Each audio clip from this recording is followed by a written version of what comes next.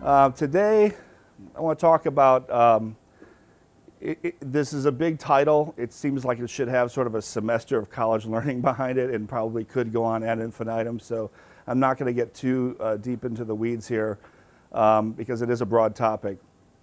But the idea is that when we enable an enterprise with digital solutions, that we free up human capital.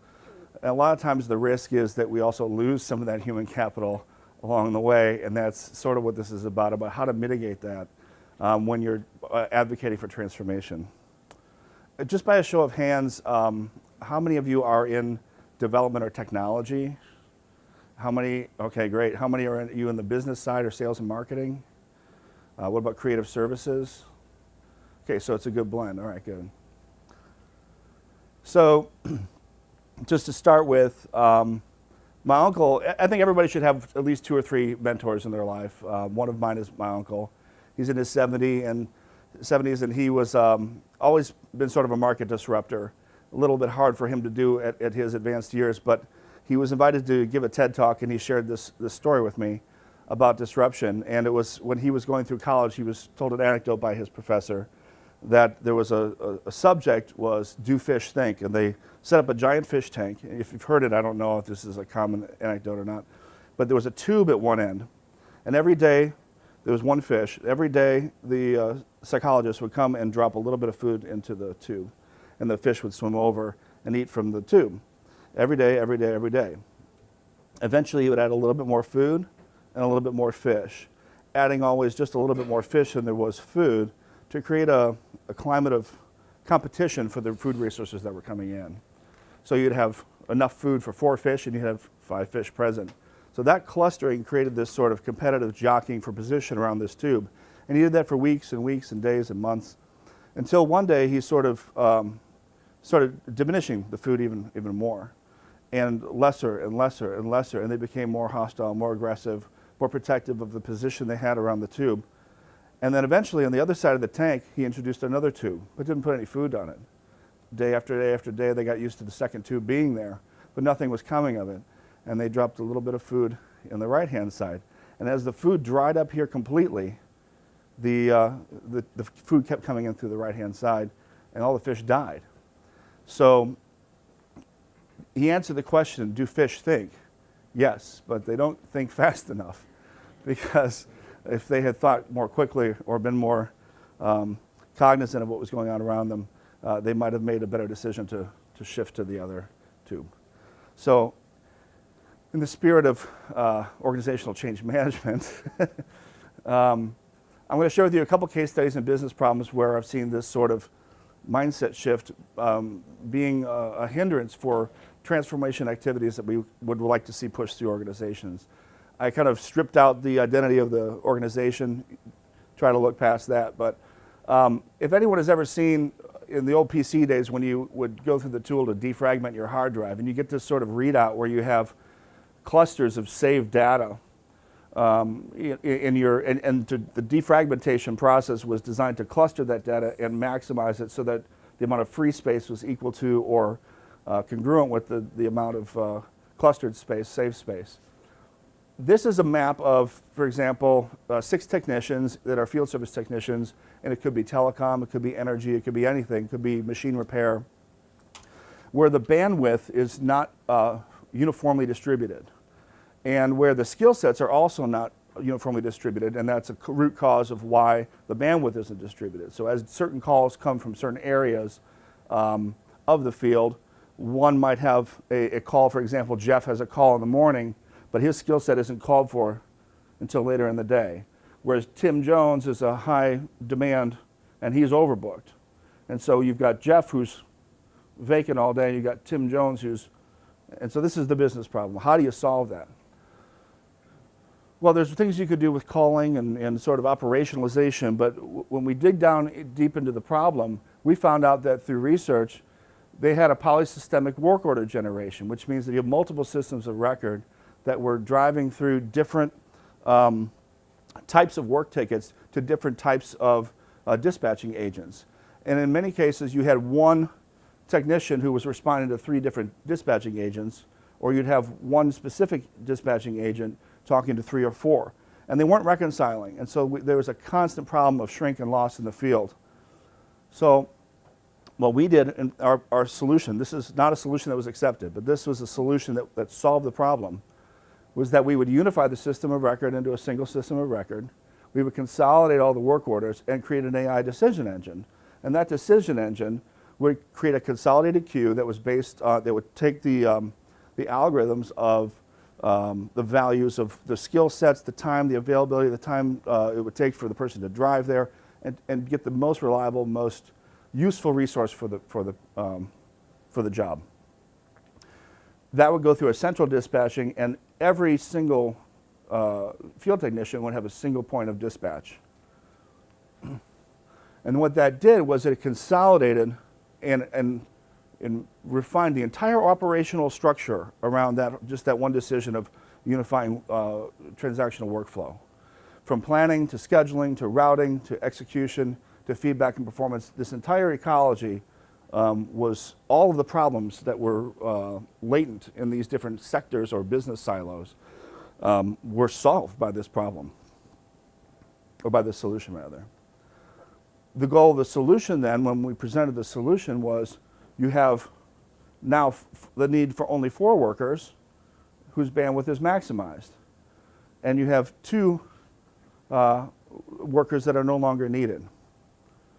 So that's great from a business and financial standpoint, not so great from the worker standpoint, but you are maximizing your ROI. So we didn't get the project, which we thought was interesting. We solved it perfectly. There was no better way that we thought, and we brought a lot about, we had a panel of 12, 15 people. There's no better way to solve this problem. But why didn't the project get off the ground? Fear. Sometimes the very people we need to help us transform an organization are the very people who risk being outmoded by the virtue of the solution. So sometimes the solutions that we propose are so technical and so deep that the business leaders that are making the decisions or opening the purse strings to create the climate for change don't trust their acumen enough to be able to say yes to the solution. So they turn to the technologists who have a hold on the solution, or in this case the field service workers, or whatever the layer is, whatever the service layer is. And that's who they go to for their validation. But the problem is that they can't make tough decisions that way. The other one is ignorance, and I'm not saying ignorance in the way that someone would say, oh, you're ignorant, you're unlearned. But no matter how correct or perfectly architected the solution is, the people we need to help us champion the great ideas within the organization, if they're not well informed enough about the process, the technology, the business reasons, or the use cases, in order to trust the solution and get behind it, how do we solve for that? The high point is you don't know what you need to know until you learn what it is you don't know, who knows it, and how to know it, you know. So perform your audit before you start socializing your plans and your big dreams and visions, right? Go through the feasibility audit. Have those small conversations off in corners with people. Talk to your vendors. Get them alone and really work through the solutions and get them laid out end to end so it's as easy as possible for someone to say yes. Some of the big points here are how big are the needs, where they're located, how fast must they be supplied. A lot of things that can be frustrating when you're dealing with digital transformation is the speed of the transformation. You needed it yesterday. You needed it 3 years ago. You needed it 10 years ago. So why can't we all agree it needs to be done. Why can't it be done now? So there's a problem with urgency. Sometimes that's hard to penetrate. And that's generally because of number 3, it's because of subject mastery. And number 4, the infrastructures that currently support the identified areas that are problematic have a lot of investment behind them, both in human and system capital. So they're very hard to just shut off in the sunset and make a transition. We deal with that with our transactional database. There's plenty of things that could run commerce on our site. We've got an investment in a product that we feel was good for the time that we chose it, and we struggle with that too. So every organization has these sort of learning curves as technology improves, gets cheaper, Moore's Law takes effect, that sort of thing. The other one is number 8. Sometimes the cost of benefit, we've sometimes failed to look at what is the cost of sunsetting. We always look at the cost of what it is to implement it, but what is the organizational cost as it cascades throughout all the different business units of sunsetting the application in human resources, in system maintenance, in IT infrastructure, network, what are all the implications of sunsetting? Is cloud the best solution? You know, those are the kinds of things that we go through. The other one is number 11. That really stuck out to me, and I was thinking through this. The laws and regulations. When you have if you're in financial services, like a lot of you are, and I was, regulatory deadlines often put a huge burden on transformation. I dealt with this with the SEC wanting to look at trade linking throughout the entirety of a stock trade and all the different clearing stages that it went through, and to be able to take that and look at that in a real-time basis and determine if there's market manipulation going on. Well, that's great if you have the software to do that, but then it forces the banks to have to report from a regulatory perspective in a timely basis to be able to get that to them, and that's a big challenge. So sometimes the regulatory requirements are unreasonable and kind of scary that you're walking into. So that field also puts a sense of, you know, when sometimes you might want the urgency in number 1, sometimes the urgency that's there as a result of number 11 is inappropriate for the solution. And sometimes forces you to make decisions from a technology or system standpoint that might be, from a long-term perspective, not so advisable. Case study number 2. Big data. So I spent the last, before I was with the YMCA, I spent the last 2 years in big data, working in predictive analytics, anomaly detection, and machine learning. And one of the things that we found in that industry, which was interesting, is that data engineers and business folks, there's quite a gulf between them in terms of their ability to take and use information meaningfully. Their skill sets were so divergent, and their vocabulary for the skills were very different as well. In the business side here, they want to analyze and visualize, but they don't have generally don't have the technical capability to be writing things like SQL statements or advanced queries, or applying a lot of conditional logic and ruling out different aspects of data, taking slices on cubes and looking at dimensional analysis. They just can't do that. They just say, give me the report, here's what I want, give it to me, and they sort of trust this world. And this world kind of comes to them and says, was this what you wanted? Well, I don't know, I kind of want that. Well, this, and then there's this sort of loop that keeps going on. And that's because they speak to data in a visual way, whereas these guys deal with it in more of a linear way. And the way that they consume and digest the information is completely different. So the big disruption was, and so this is one of the areas of disparity, which is when you're doing that on this side of the data engineer side, you get this sluggishness, this batch processing, but they want interactive analysis with modeling and fast fluid analysis of small scale data. So what that does is it puts a lot of guesswork into the preparation of what they really want. And the business process is frustrated by the multiple iterations that you have to go through to get to the right analysis, to get to the right solution. So in all of those data sets that you have resources, whether they're system resources or human resources, preparing, prepping, modeling, schema definitions, loading, managing, cleansing, merging all this data. And you've got people who are invested in their lives in these different areas of data. This solution that we were evaluating by Datamere sort of gets rid of a lot of that and takes direct feeds and has an automated ETL process, does all this batching and merging into a giant, large Hadoop file that you can scan. And on top of it layered, you have this sort of visual element, so that the data engineer is now working in the visual element, and then it brings the more of the data and the raw data forward to the business user, so that their connectivity is very similar. And this platform was a perfect solution, a hybrid solution of creating and fostering that dialogue within a single application. There are others like it. This was a competitor to mine. But, and what that does is it gives that faster turnaround and a little bit more of a, well, when you give me a number, what does that number mean? And they're able to drill and go through that data, not just trust that it was given to them and, oh, here's the number and this is the number. Because today this is the number and tomorrow this is the number, but they don't know what the variance means over time. So it's very difficult to get, when you're looking at a snapshot of big data with multiple dimensions, to know how to act, how to react, how to model your business around it. So despite the elegance of their solution, their company is having difficulty disrupting the market. It's the tip of the spear, leading the way in this industry. But because the very people being asked from a customer perspective, the other potential customers, they're being asked to validate the technology, they have a vested interest in aligning with the legacy systems. They don't want to change because changing and going to the cloud, going to Hadoop, going to these other solutions means I can't sit on my flat files anymore. I can't sit the way I want to sit. And instead of saying, okay, let's transition, and I'm going to transition with that, and I'm going to use the tools that help me transition to where it's going. There's this sort of stalwartness, and it's not just data engineers. It's there's a lot of examples, but for all the complexity of the analysis, the new BI interfaces that are serviced by the solution have simplified very complex questions. So they don't need to necessarily get down to those levels of granularity to ask the general questions that will help them determine the course of and mode of where they want to go to the business. Finding the balance between human and system capital. So when you're talking about, like in the first case study, where you make a technological solution of system unification that allows you to free up resources or eliminate resources and maximize the resources, there's this sort of tipping point between how heavy do you rely completely on automation, or do you completely rely on what I would call sort of analog services from humans.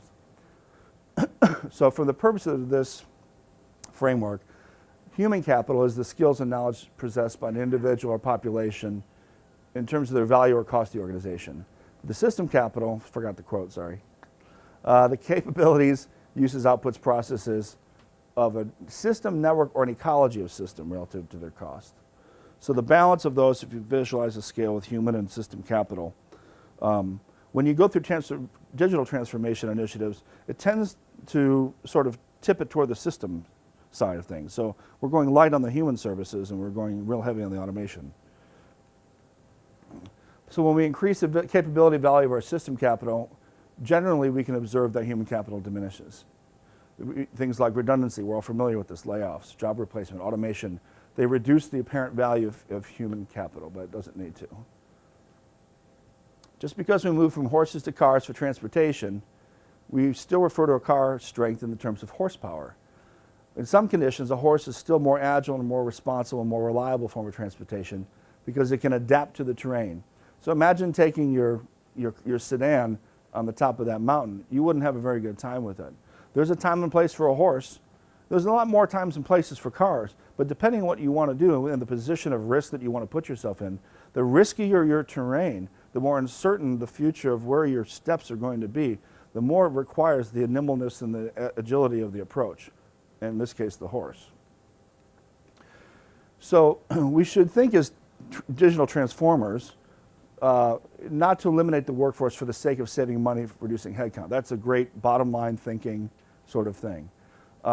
We don't try to eliminate for the sake of elimination, just so we can free up headcount. We want to make sure that the automation is doing something useful so that it frees the human capital to do something that's more nimble and more agile in a more thoughtful and creative way that a system can't do. So if we do it right, we're actually liberating our workforce in all the different silos that are affected, as we saw in case 2, where you had all that, the ecology around the solution, all that is impacted. So if we treat, a lot of times when you see solutions architects coming up, if you've ever seen a solutions architecture diagram or a tech stack or whatever, you rarely see a lot of work done on human as actor. You sometimes see it in business architecture where you have swim lanes for the different levels of abstraction of things that are going on in a digital channel, but you don't always see a lot of emphasis put on human as actor. Yet everything we do generally has human as actor. So I like to try to keep that when I'm thinking of my solutioning. Where are the human actors? What are they doing? What is the thinking part of this that I can't do with a machine at this time? And strive to keep that human integration in the areas which require the most adaptability, reason, strategy, and creativity. By doing that and supporting team members and departments and groups to rise up and become more creative, it's a real neat opportunity for workforce growth, modernization, and I think it secures us in the future for everything we're going. Because if you look at manufacturing and other jobs, they're not coming back. We might get a few people coming back or a few companies coming back to build a few widgets here and there, but generally speaking, it's done. It's not coming back. It's the same way with the digital transformation. the early jobs that we had aren't here anymore. We're not punching cards. If someone wants to punch cards, they can do it all day, but there's nothing going to come of it. So the adaptation is important. But if we let automation do its part to free the resources to become productive, it allows for more creative thinking. When we can be more creative in our thinking, then we have a more agile approach to acquiring market share. We can really think about our business rather than so much about our maintenance. The more we have to maintain, the less we can grow, because we have to look inward versus outward, and we start to lose perspective, and that's how silos become counterproductive to the growth of an enterprise. So again, just because fish don't think fast doesn't mean they can't be taught. So we can teach slow thinking fish, right? But what we have to do is we have to be careful and methodical about our approach. There was a design involved in that tank that was to teach them that nothing would ever come from here. But if we start slowly proving that there's value in this area, those fish start to come. It takes time in certain industries. Sometimes it's very quick, depending on the nature of your product, business, or service, and the size of the organization and your influence within it. But if you keep on doing that and get the influencers that, oh, hey, did you know that there's food coming out of this tube too? Hey, let's go talk about that. And hey, hey, why are you standing over there? Come over here. Let's check this out. You guys are here now, and that's kind of what, this is the other tube, right? The tube that's always been feeding people is still down the street. This is the right-hand tube. The YMCA is also transforming. How many of you guys are members of the Y? Awesome, awesome. How many of you have been members for more than 5 years? So do you remember a day when they didn't take credit cards? And how excited were you when they started taking credit cards? Right, so late to the trough, but we got there, right? So forget the stuff on the left there. The YMCA as a whole movement across the country has recognized this need for digital transformation.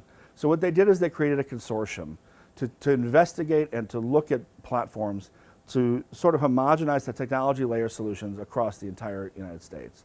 And we're part of that group in Charlotte. We're helping to lead the charge in the Open Y movement.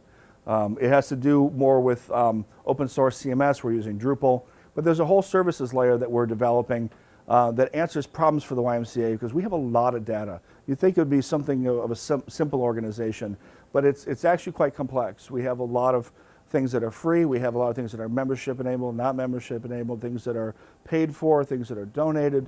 So we have a lot of complexity in our business model, and it's been very difficult since the history of the YMCA began, to get our head around the entire model of what that looks like, and where is our business, and where is our market, and how do we reach our market? And as our market grows by 50,000 people a year in Charlotte, how do we, what we call our vital few, how do we increase their reach so that we can get our message and our mission across to those 50,000 people?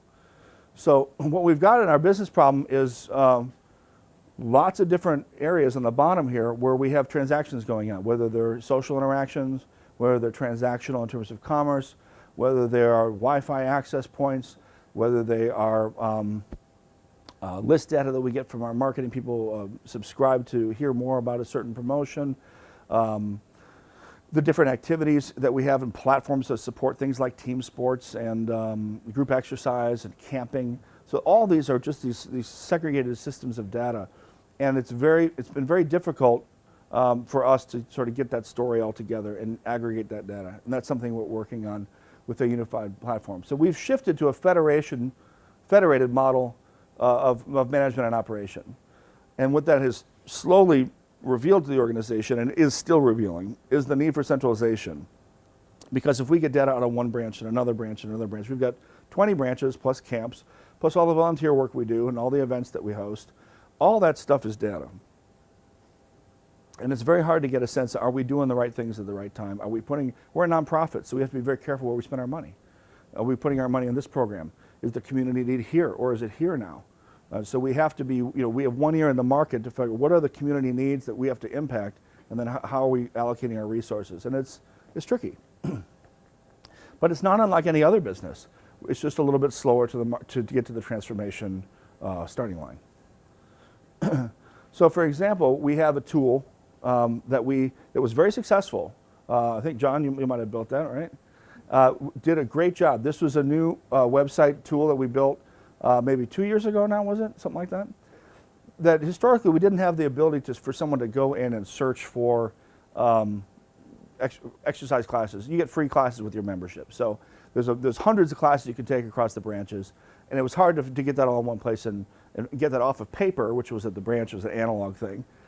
To get in online to say, okay, I want this, and when is that, and when is this, and when is that.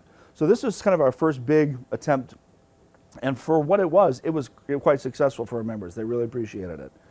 But we got to a point where we needed to do some more.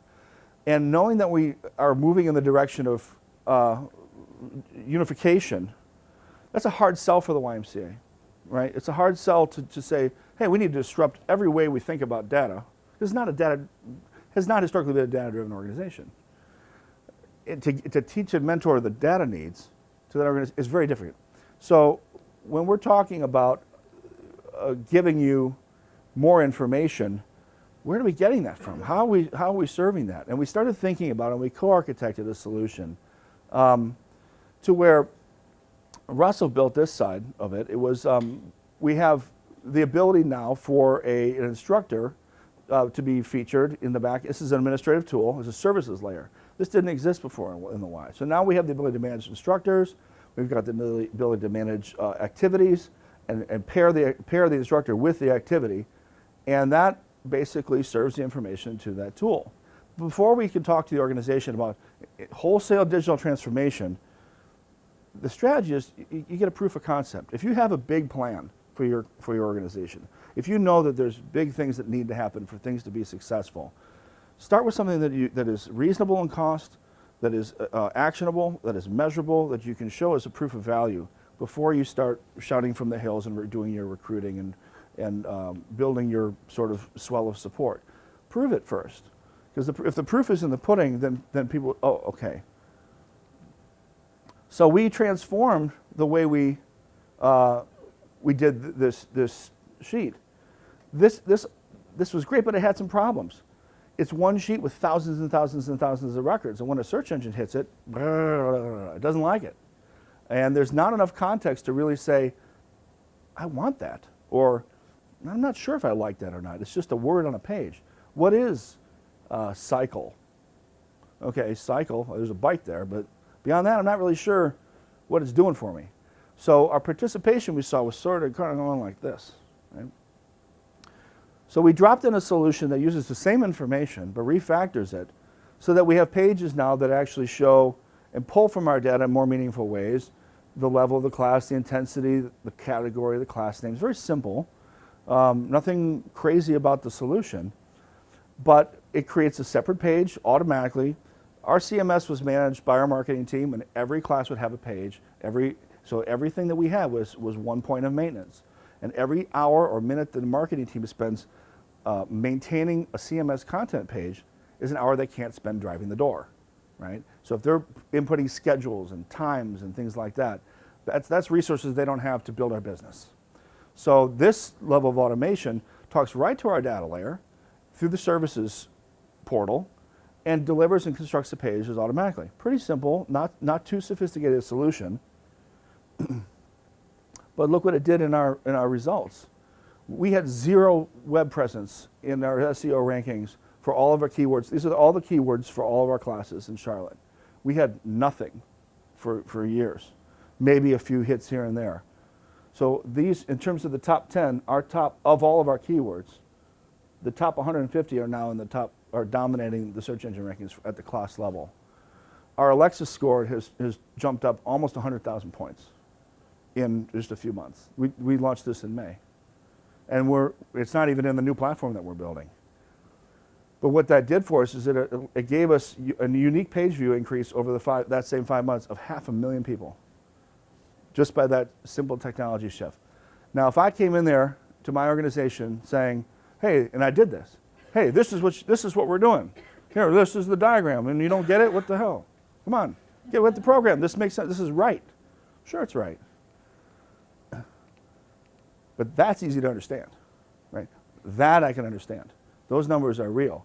So now you've got the validation along with it. Proof of concept, never underestimate the proof of concept, never underestimate the proof of value.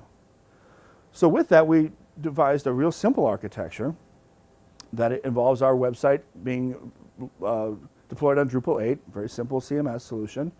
And we've integrated things like a new services layer called a digital management tool. We're calling it Y360 because it kind of gives us a 360 ability to manage our entire organization.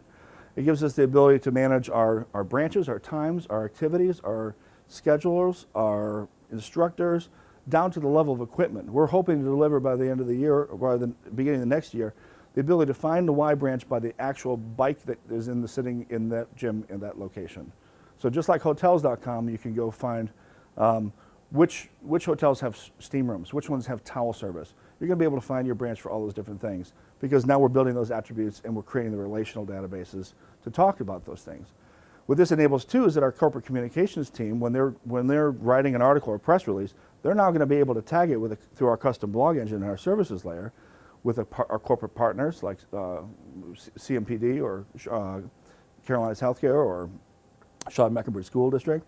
We're going to be able to tag a branch, a person, a time, an event, so that all this stuff becomes syndicatable. So when we have a page that we're talking about in a single event, all the press is tagged to it. If we're talking about a branch, and hey, what's going on at the branch? We only have to write the article once, and then we're serving it out to everywhere it needs to go automatically. So very simple solution, but this is also going to enable us for the next 10 years to do things in digital signage, to do things in mobile applications, to do things with geofields and beacons and all sorts of things. But without this infrastructure, we can't deliver because it's too manual. So this is, I guess, a quick look at the simple tool that we're building. And it just basically, it's not sophisticated, but it is. It is in the fact that it solves a very complicated solution, but in a very simple way. We have I think the most difficult thing about this is the rights and roles that we've created for people. So the guy or the gal that is maintaining the stationary bicycle does not have the same access as the corporate communication that's writing news and press that wants to be with our media partners. So we've got some complexity built into our access. But the interface is so simple. You're going to come and do your one thing. Instead of doing it 10 different ways, 10 different places, it's all one thing. We're integrating a third-party content management tool, which is a DAM, digital asset management. So all of our photos and videos are archived off our site and served to our site. And in that network here, that allows us to sort of decouple it from our content management system. Because if we want to scrap this 2 years from now, we can. If we want to scrap this from 2 years from now, we can. If we want to change our photos, all we have to do is change the path, and we don't have to build a new website. It'll take us 2 months to get to market versus a year. So what it allows us to do is on pages like we had before where everything is hand-built, we now have this framework where everything is automated. We have controls in the back end, and then these things are just picking up flags and just automatically populated. And the more and more we build, the more the site grows. So we don't have to do as much touching. It seems simple, it seems obvious, but the amount of time that we have in our organization invested in the maintenance of this, translate that to any system that you have where it requires a lot of maintenance and routine, things like that, it really steals productivity. So when we're promoting this solution, we're not saying, hey, by virtue of this marketing, you're not going to be able to, we don't need you anymore because you don't need to maintain this. No, what we do is we shift our priorities. So with the shift of priorities, we get more activity, we get more market share. So this kind of solution that we're talking about, it impacts, technology solutions in general will impact any one or more, or if not all, of these sort of dotted line connections to the solutions that you're building. And when you're thinking about trying to get advocacy for any sort of program or campaign that you're trying to build, take a minute and go through these different silos in your brain. Unfortunately, they're siloed, but you go through and say, okay, what is the win and what's the lose for IT? What is the win and lose for data management? What is the win and lose for development? What is the win and lose for experience? Because when you talk to the decision maker, they're generally maybe in the business line. There might be someone in development or IT that's sort of consulting in the solution. But someone, if they're wise and making a decision for an enterprise rather than a small or mid-cap firm, what they're going to be looking for is yeah, what is my impact? How will this, and to be able to speak to that impact in a positive way, saying, hey, did you know that your C-suite is going to have better access to reporting as a result of this? ... Oh, no, we didn't know that. That's not really, well, the solution implies that. So sometimes we need to make those distinctions and draw those lines between where the organizational benefit is from this that's beyond the silo that we're working in. I'm almost done here, so. Final thoughts. Bruce Lee's martial arts style is the way of intercepting fists. Have you ever seen Bruce Lee fight? He doesn't do a lot of contact. He only does contact when he's ready. But most of what he does is sort of like this kind of stuff, where you come at him and he's like this, and your hand's here and he's like this, and you can't quite get to him because he's so darn quick. He doesn't want you to hit him, and he doesn't want to hit you. He wants to keep you off balance and keep you from. So his attitude in life too was very much the way his fighting style was adaptive. Because I'm not one style or another style. I intercept and I adapt and I flow with what I'm seeing. Digital transformation, as proponents of that, we have to be that way. We can come in with a solution and have it all solved, but then we also have to think we have to adapt that to the organization or to the culture that we're bringing it into. So it's a style without a style. And then the third paragraph is where I really love it. To be able to function in any scenario, you have to react accordingly. When to remain flowing and when to crash. When to advocate hard for your position and when to say, okay, let's just wait and see. Sometimes time is your best ally. If you think about an ER, someone got shot or stabbed or had an accident and is bleeding out, time is not their friend, right? The person that broke their leg, they can wait a little bit if they got someone that's bleeding out over here. So sometimes if you're in an organization that's bleeding out in certain ways, sometimes it's just a matter of time. And sometimes just waiting and being patient and just being there with the right conversation at the right time helps you move that ball forward. Because time is sometimes more of our ally than even another individual. So the philosophy of this is when you're thinking about transformation, adapt what is useful to adapt, reject what is useless, and add what's specifically of your own. That's his thought there. And then a little bit about the YMCA. So thank you for inviting me. And I just want to invite you as well to come out and experience the Y. I have a few guest passes if you'd like them.